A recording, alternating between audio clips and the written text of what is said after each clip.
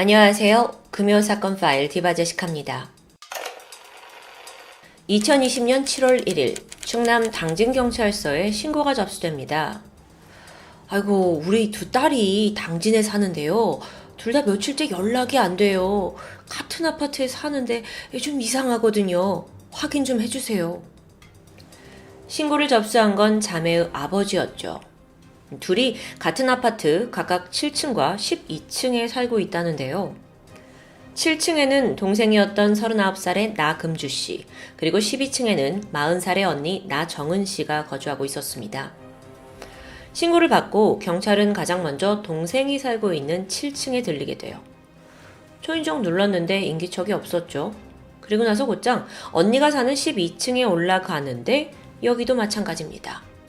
경찰은 즉각 수상함을 감지했어요. 그래서 동생 금주 씨의 도어락을 일단 강제로 뜯고 내부로 진입합니다.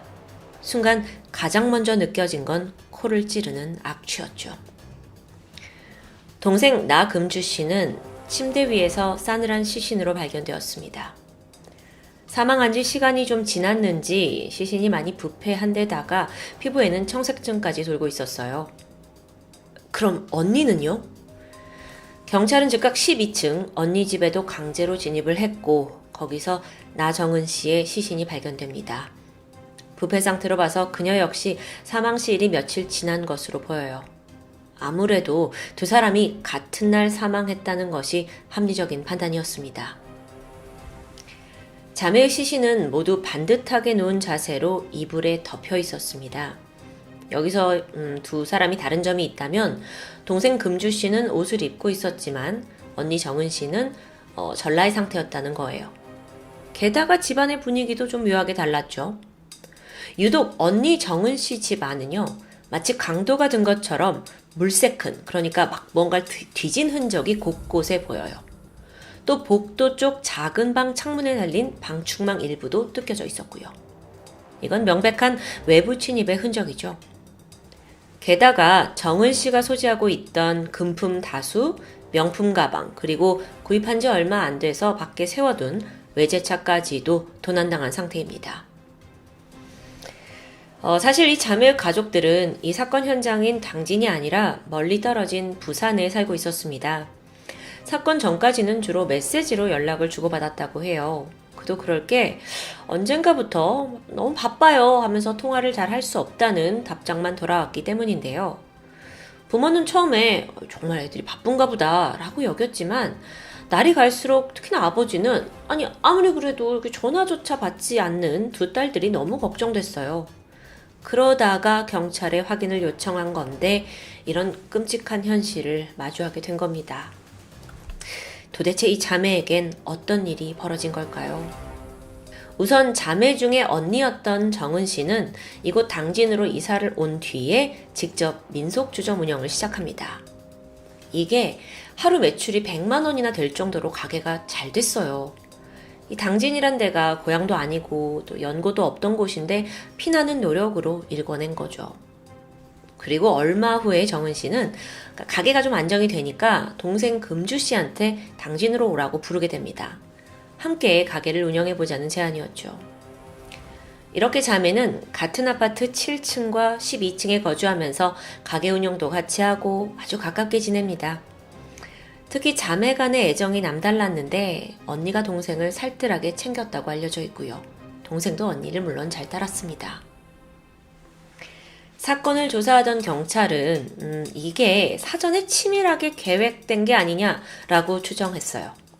범인은 처음부터 자매가 같은 아파트에 산다는 걸 알고 있었을 거거든요. 그럼 이게 면식범이란 소린데, 근데 또 여기서 범행 동기는 여전히 의문입니다.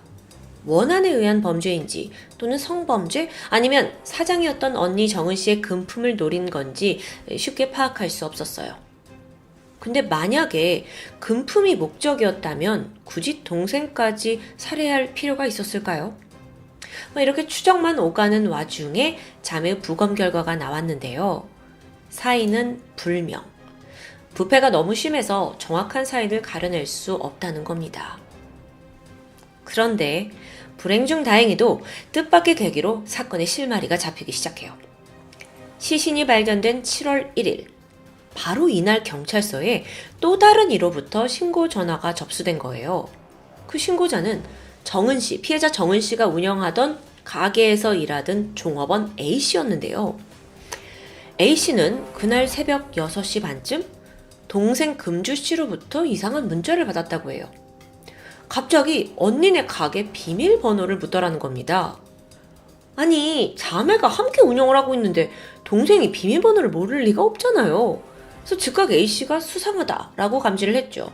그래서 이거 답장을 보내 말어? 하고 고민하던 차였는데 땡! 이번엔 사장인 정은 씨에게 문자가 왔어요. 부산에 일이 있어서 며칠간 쉬려고 해. 그러면서 사장 정은 씨는 내가 지금 전화를 받을 상황이 아니니 가게 비밀번호를 동생에게 알려달라고 당부합니다. A씨는 이게 너무도 이상했죠. 아니, 두 사람이 직접 연락을 주고받으면 될 텐데 왜 굳이 나한테 이걸 물어봐? 이 불길한 생각이 들었어요. 두 사람한테 무슨 일이 생긴 것 같았고 바로 경찰에 신고를 한 정황입니다. 자, A씨의 신고 내용은 용의자를 특정하는 데 있어 매우 중요한 단서가 됐습니다. 일단 그 문자가 도착한 시점, 그러니까 이게 이른 아침인데 사실 자매들은 이미 그보다 한참 전에 사망한 건 분명했어요. 시신이 그만큼 부패해 있었으니까요. 그렇다면 범인이 자매의 휴대폰, 이 두 개의 휴대폰을 다 가지고 있다는 거죠. 그래서 경찰은 핸드폰 위치를 추적하기 시작합니다. 그렇게 시신 발견 하루 만인 7월 2일, 경찰은 마침내 범인을 검거한 데 성공했어요. 그런데 그 정체가 밝혀지자마자 유가족과 자매의 지인들 모두 큰 충격에 빠졌죠. 범인은 바로 숨진 동생 나금주 씨의 남자친구였던 33살 김 씨였습니다. 심지어 이 사람은 당시 금주 씨 집에서 결혼을 전제로 동거를 하고 있었거든요. 아니, 결혼까지 약속한 남자친구가 여자친구를 죽인 것도 모자라서 여친의 언니까지 살해했다? 김 씨가 진술한 사건의 전말은 이렇습니다. 2020년 6월 25일 밤 8시, 이날은 유독 비가 많이 내리던 날이에요. 김 씨는 여자친구 금주 씨와 함께 집에서 한잔을 하고 있었던 중이죠. 그러던 중 금주 씨가 술에 취해서 약간의 주정을 부리기 시작해요. 그러다가 김 씨가 이렇게 지인하고 메시지를 보내니까 뭐야, 뭐 좀 문자 보내 하면서 막 그걸 방해했다고 하고요. 이때 김 씨가 아씨 그만해 짜증을 냈는데 금주 씨는 뭐 이런 걸로 짜증을 이렇게 화를 내 하면서 결국 두 사람이 언성을 높이면서 다투게 됩니다. 밤 10시 30분 금주 씨는 술에 취해서 어느덧 잠에 들었어요. 헌데 김 씨는 여전히 분이 풀리지 않았다는 거예요. 그리고 그게 살인 동기래요. 아니, 이게 어떻게 살인까지 이어졌는지는 전 좀 이해가 잘 되지 않는데요. 어쨌든 그는 순간 금주 씨를 죽여야겠다고 마음먹었어요.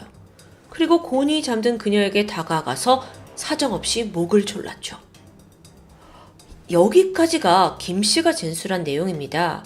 그러니까 가장 중요한 포인트는 내가 화가 난 상태로 금주 씨 목을 졸라서 우발적으로 죽였다라는 거죠. 이게 보면요. 이미 살인이 들통난 마당에 모든 게 우발적이었다라는 걸 강조하기 위해 애쓰는 듯 보이기도 해요. 여러분도 아시다시피 우발적인 살인과 계획살인은 형량부터 엄청나게 다르죠. 참고로 계획살인의 경우에는 최대 사형 또는 무기징역이 선고될 수 있고요. 반면에 우발적인 살인일 경우에는 법정에서 감형이 참작될 여지가 매우 큽니다. 아니 근데 여기서 또 하나의 궁금증이 들어요. 그래, 100번 양보해서 여자친구 금주씨를 우발적으로 살해한 게 맞다고 쳐요. 그런데 12층, 그러니까 다른 집에 살던 언니 정은씨는 왜 살해했냐고요. 그날 밤 자정이 넘은 12시 반, 김씨는 돌연 집을 나섰습니다. 그리고 CCTV를 피해서 계단을 통해 올라갔죠. 12층, 언니 집 앞에 도착한 그는 복도 쪽에 작은 방 창문을 열어서 안으로 침입하는 데 성공합니다. 근데 이때 집은 비어 있었어요. 정은 씨가 주점을 운영하고 있었잖아요. 그래서 아직 퇴근 전이었던 거예요. 근데 이때 범인은요, 무려 2시간 동안이나 불도 켜지 않은 그 캄캄한 집 안에서 숨죽이고 언니 정은 씨를 기다립니다. 아니, 김 씨 주장대로 이 모든 게 우발적인 살인이었다면 그 정은 씨를 기다리는 그 2시간 동안 좀 흥분이 진정되고 마음이 바뀔 수도 있는 거 아닐까요? 어쨌든 시간이 흘러서 새벽 2시 10분. 철컥 문소리가 났고 아무것도 모른 채 정은 씨가 귀가합니다. 그녀는 바로 샤워를 하게 되죠. 그리고 잠시 후 욕실을 나온 순간 김 씨가 뒤에서 그녀를 급습해서 목을 휘어감아 제압합니다. 그리고 언니마저 잔혹하게 살해했던 거예요. 2번째 살인. 이 부분은 경찰도 쉽게 이해하지 못했습니다. 그래서 도대체 왜 언니를 죽인 거냐라고 물으니까 어차피 아까 여친을 죽였고 내가 이제 도피를 해야 된다 생각을 하고 보니 자금, 돈이 필요했다라고 진술합니다. 그래서 그 집을 막 뒤진 흔적이 있었던 거고요. 이게 믿어지세요? 경찰 또한 우발적 범행이라는 거 쉽게 믿지 않았습니다.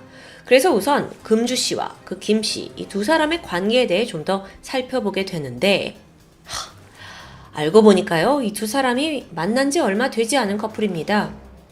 사건 발생 4개월 전인 2020년 2월에 금주 씨가 알코올 의존증 치료를 위해 정신병원에 입원한 적이 있어요. 이때 공황장애로 치료를 받고 있던 김 씨를 만나게 되고 둘이 곧 연인으로 발전하게 된 거죠. 그리고 나서 김 씨가 퇴원을 했는데 그리고 나서 금주 씨 집에서 동거를 시작하게 된 거예요.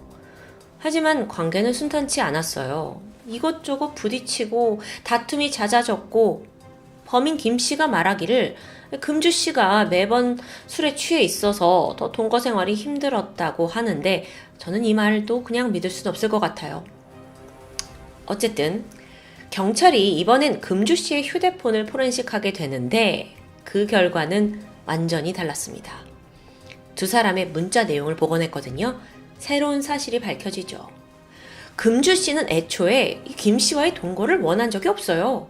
오히려 같이 살자고 조르는 건 김 씨였죠. 이게 막 문자에 고스란히 나와 있는데 나 자기랑 당진에서 같이 살고 싶어. 나도 언니네 가게에서 좀 일하면 안 돼? 아니 뭐 집과 직장까지 한 번에 해결하려는 것 같죠? 이런 식으로 끈질기게 질척였던 겁니다. 근데 어쩌면요, 처음부터 좀 돈에 여유가 있는 이 자매에게 김 씨가 의도적으로 접근한 건 아닐까 하는 생각이 드는데요. 수상한 행적은 이뿐만이 아니었어요. 범행을 저지른 이후에 그는 피해자들의 신용카드로 500만 원이 넘는 돈을 인출합니다. 그리고 울산으로 도주할 계획을 세우게 되는데 이때 검색한 내용이 뭔지 아세요? 울산 단란주전. 그 사람 죽이고 돈이 수중에 들어오니까 바로 유흥비로 써버리려고 한 거죠. 이게 제정신입니까? 게다가 언니 정은 씨의 외제차도 훔쳐갔죠. 이걸로 당진에서 울산까지 막 도주를 하는데 그마저도 사고를 일으켜요. 근데 또 여기서 걸리면 안 되잖아요. 그래서 그대로 차를 버리고 이때 훔쳐온 명품 가방만 챙긴 뒤에 도주합니다.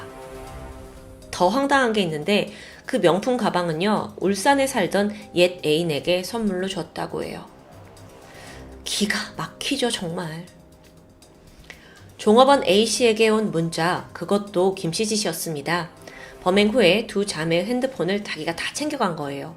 이건 범행 발견을 최대한 늦추려고 했던 행동이었죠. 진짜 또 황당한 게 있는데 김씨가 자매들 핸드폰으로 한 100만 원어치 소액 결제를 했더라고요. 근데 이거 어디에 쓴 줄 아세요? 전부 게임 아이템 구매였습니다. 앞서 금주씨 행세를 하면서 종업원에게 가게 비밀번호를 알려달라고 보낸 문자는요, 사실 다른 의도가 있었는데 여기서는 통장 비밀번호를 알아내려고 했던 거예요. 그러니까 혹시 그게 가게 비밀번호와 일치하지 않을까 싶었던 거죠. 다행히 이걸 종업원 A씨가 눈치채고 신고하면서 사건은 빠르게 해결될 수 있었던 겁니다. 그런데요, 그간 김씨의 행각을 좀 살펴보면 처음부터 돈을 노리고 금주씨에게 접근한 게 아닌가라는 거 좀 설득력 있게 다가오는 것 같아요. 그 당시에 직업도 없고 돈도 없었거든요. 그러니까 기생충처럼 자매에게 들러붙어 있었던 거죠.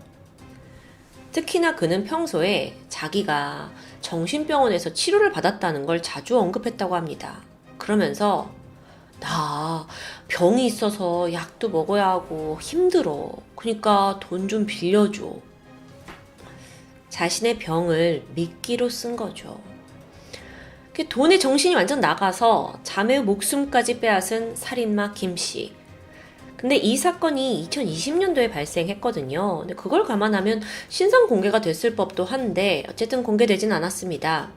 유가족은 이런 끔찍한 범죄를 저지르고도 인권이 보호됐다는 사실에 절망했고 분노할 수밖에 없었고요. 현재 인터넷에 알려진 바에 따르면 그의 본명이 김종식이고 또 본인으로 추정되는 사진 몇 장이 남아있을 뿐입니다. 한편 하루아침에 귀한 두 딸을 잃게 된 자매의 아버지. 그는 김 씨에 대한 강력한 처벌을 요구했습니다. 그래서 국민청원 글을 올리면서 사건을 널리 알리려고 노력하셨죠. 유가족이 보기에 그의 범죄는 명백한 계획살인이었거든요. 그럼 재판의 결과는 과연 어땠을까요? 재판이 한참 이어지던 중이었는데 이때 김종식의 정신감정이 이뤄졌습니다. 그 결과 타인에 대한 공감보다는 자기중심적인 반사회성 성격이 의심된다라는 소견이 나왔어요.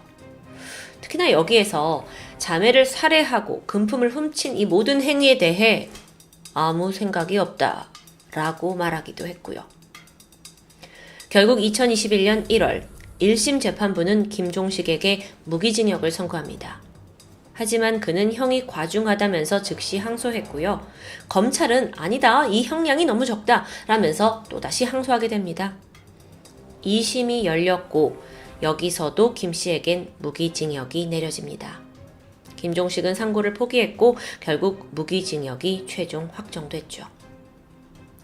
2020년에 벌어진 이 사건은 어느덧 3년이라는 시간이 흘렀습니다.